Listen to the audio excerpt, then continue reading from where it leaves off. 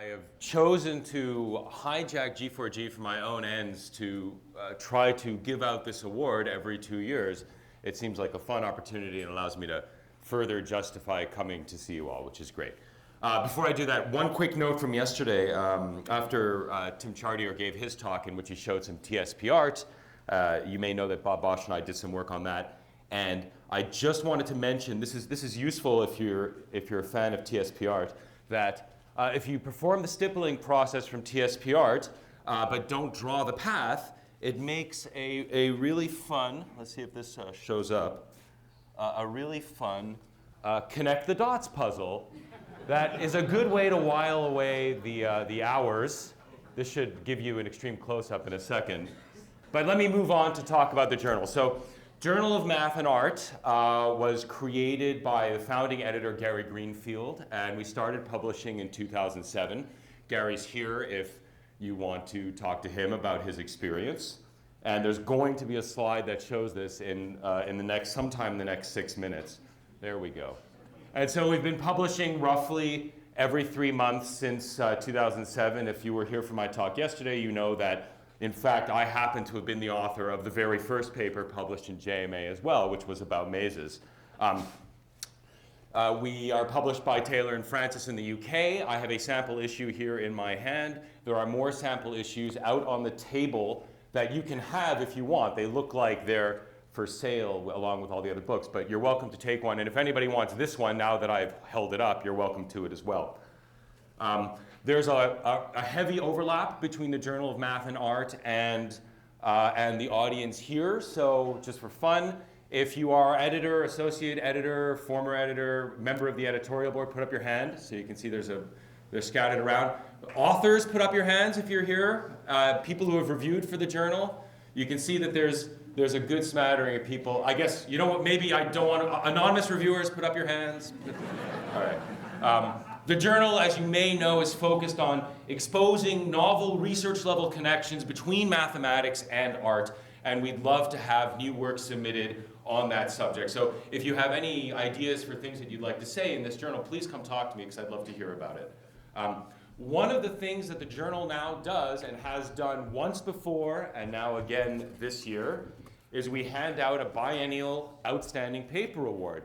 So you may remember that I gave out the first, or I announced the winner of the first award 2 years ago right here. And it was Bob Bosch, who is sitting around somewhere, so I will mention him again. So Bob won for his paper about, actually related to TSP art, right? But in a specific context that we won't go into here. But I'm very pleased to be able to do this again. So let me get right on. There's a description of the award there. That's not, it's not crucial that you know the exact text of the award. I guess if you have a paper in mind, you can say, well, how do I make sure it does exactly this? That would be good to know.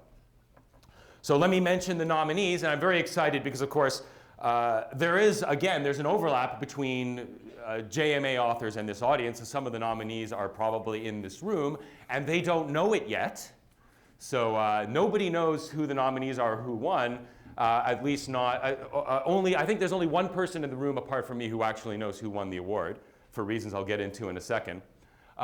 Just so you know, the associate editors were tasked with identifying a short list of nominees by sending their votes to me. So I collated a list of nominees, and here they are. We're going to do this Oscar style, right? And the nominees for the 2014 Outstanding Paper Award are, first of all, and these are going to be things you've probably seen before, Susan Goldstein and Ellie Baker for their wonderful paper. Yes, you might remember.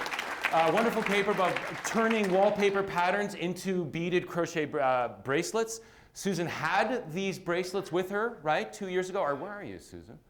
Yeah, so Susan's right over there. And I believe there was some drama, right, because the bracelets went missing for a time and then turned up again later, right? So there's some dramatic tension in this paper as well.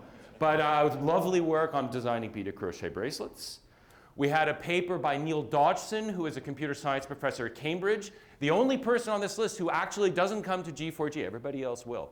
And he did some lovely research on taking these stripe paintings by Bridget Riley and analyzing statistically the distribution of colors of the stripes and trying to see if you could then convince a computer program to create similar distributions of colored stripes. These are just very narrow cross sections of the paintings. The paintings themselves are enormous and very tall. So, but this is sort of a cool visualization just to throw out at you. We have Robert Lang's paper on producing puzzle cubes based on this traditional Spanish paper folding shape called the pajarita. This is kind of a bird shape. And it's a great paper where he figured out how to get every possible configuration of pajaritas on the faces of these cubes, and then characterized the resulting cubes by how difficult they were to solve, and built up to some nice results. And of course, Robert Lang is known to everybody here. He was here 2 years ago. He is foolishly not here this year to see this slide. Sorry, Robert. And then finally, you already saw this morning. This was a paper by Henry Sagerman and Jeffrey Irving, who are both here today, of course. And it was their lovely work on stacking up generations in a fractal curve and then interpolating a surface along there to get a really nice sculpture. And so Robert Fadhauer's talk this morning was a sculpture that was inspired by some of these forms. All right, so the associate editors produced a short list of nominees. The short list was then sent out to our elite jury of art math experts, who then were tasked with picking a winner. And just so you know, one member of the jury is here, and that's Tom Banshoff, who's lurking around somewhere. So he was on, there he is right there. He was a member of the jury. The other members, Alvy Ray Smith, who was here 2 years ago but is not here this year. Helaman Ferguson, who I don't know if he's come to G4G, but he will be known to many of you as a mathematical sculptor. And Jessica Rosenkrantz and Jesse Lewis Rosenberg. No, I'm not getting those names right, am I? Is it Rosenkrantz and Rosenberg?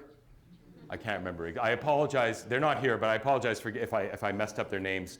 Anyway, they are better known on the internet as Nervous System, the creators of a wide variety of organic-looking 3D prints.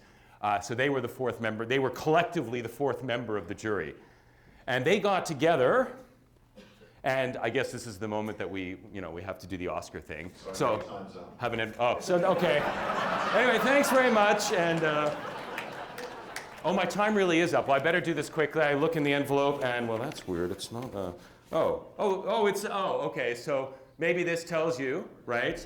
It's not a card with a name on it, but it is in fact a pajarita. So congratulations very much to Robert Lang for his wonderful paper.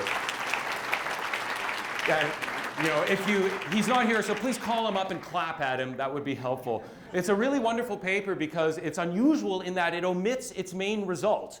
The paper builds up to the hardest possible puzzle cube, and then he says, and I leave the solution of this cube as an exercise to the reader, which is kind of the fact that you can get away with this is a lot of fun.